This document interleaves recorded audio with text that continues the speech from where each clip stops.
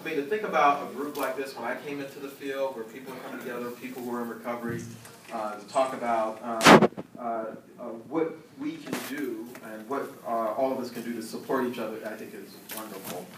So for those, how many of you are from outside of Philadelphia? Okay. So thank you for being here. I want to thank you on for two reasons. One is we're always honored when we have people come to Philadelphia, especially around the issue of recovery. But the other reason that it's really important for you to be here is that I have a daughter in public schools, and we need the revenue. So spend your money wisely. Those of you who are from Philadelphia know we really need the money. So be as splurge while you're here. Don't hold back. What we need you to do. We consider ourselves in this area, Philadelphia, the surrounding area, the recovery capital of the world. We sort of claim that title. And the reason that we do is that we as a community have really focused on recovery for the last 10 years in a real, very intentional way. And I know you're going to hear from Deputy Commissioner Ali, and so I won't go into all of that. But just to say that we think, and I'm going to say I believe, that WRAP is probably one of the most important things that has happened in the recovery movement in this country. And I'll tell you why. If you go to any state in this country, you will find a large campus, usually multiple campuses, where people who had mental illness live. And some of you may even be old enough to remember the days when if you had a mental illness, people's families would take them to those institutions and would essentially say, the facility would essentially say, leave them with us, this is going to be their life. And people lived there, and they passed away there. And our orientation was about maintenance. It was about maintenance. And even when we went through deinstitutionalization in this country, we didn't fundamentally change the way we think about the hope of recovery from mental illness. And in fact, when we started the recovery transformation here in Philadelphia, we had programs called maintenance partial programs, because the idea was that we were about maintenance. The idea of wellness, recovery, and what WRAP brings is so important because it fundamentally shifts that way of thinking. It focuses on what I think any of us want, which is wellness, which is recovery, and it not only shifts, but it also gives practical ways of that to happen in people's lives, and it gives concrete strategies for doing that. So that's why I think that this work is so important. We're trying in Philadelphia to really fundamentally change treatment and how systems are constructed. And we're doing that in multiple ways. We're trying to fundamentally change treatment so that when a person walks through the door, the expectation is that you're going to get well and you're going to be in recovery. And we're going to do everything that we can to help you on that path.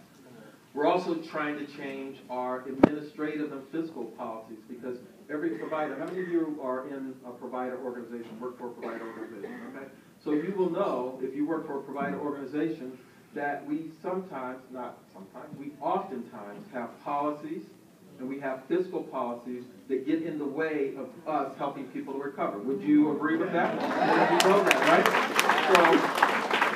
So recovery transformation can't just be about trying to change people's attitudes. It also has to be about how do we change policies and fiscal policy particularly so that we support recovery.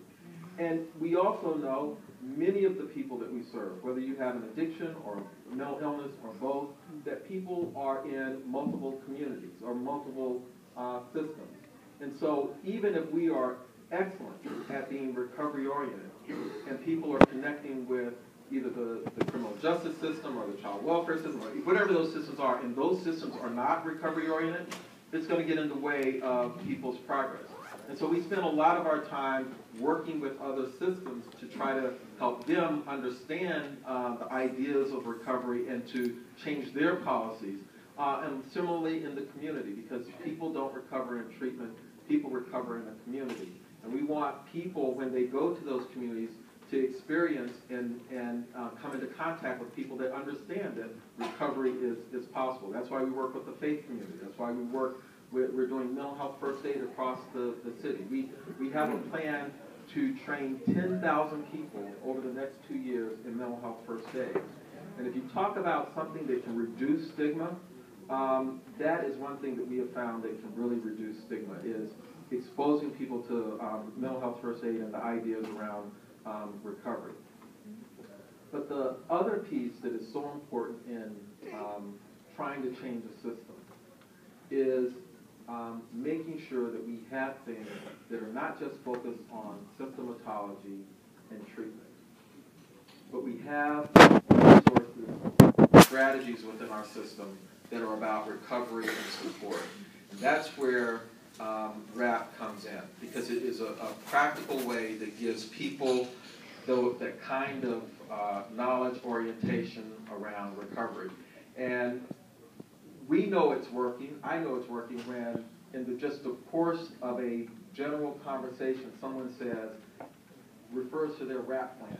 I can't tell you how many conversations with people who work in our department or people that I'm talking to in the community refer to their WRAP plan. So we know that it's in the culture and the DNA of the Philadelphia system. And I want to thank Matthew for his leadership. I want to thank the Copeland Center. I want to thank everyone of you who is really trying to push WRAP as a strategy, because I think it's so important in the work that we do. So I really hope that you have a wonderful day. My friend and partner, Deputy Commissioner Sade Ali, is going to be speaking to you. She's a wonderful speaker. And I know